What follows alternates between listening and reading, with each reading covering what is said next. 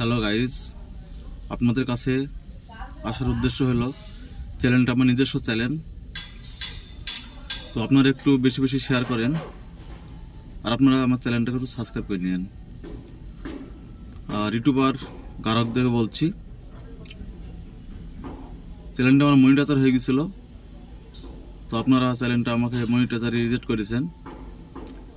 তো আমারই ভুলের দোষে হোক, যে কোনো কারণবশত হোক, আমি ভিডিও আপলোড করেছিলাম। তো আপনাদের কাছে একটা রিকোয়েস্ট করছি, আমি আমার চ্যানেলটা যেন মনিটাইজারটা অন করা হোক। আমার চ্যানেলের নাম হলো বাংলা টিভি চ্যানেল, ঠিক আছে? আমার নাম শাহজামাল।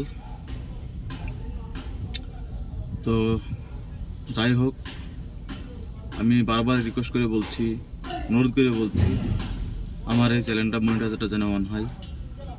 আমি কালকে দেখলাম আমার মনিটাইজারটা রিজেক্ট করেছে, তার জন্য আমি ক্ষমাপ্রাপ্ত। ইউটিউবার গ্রাহকদেরকে বলছি,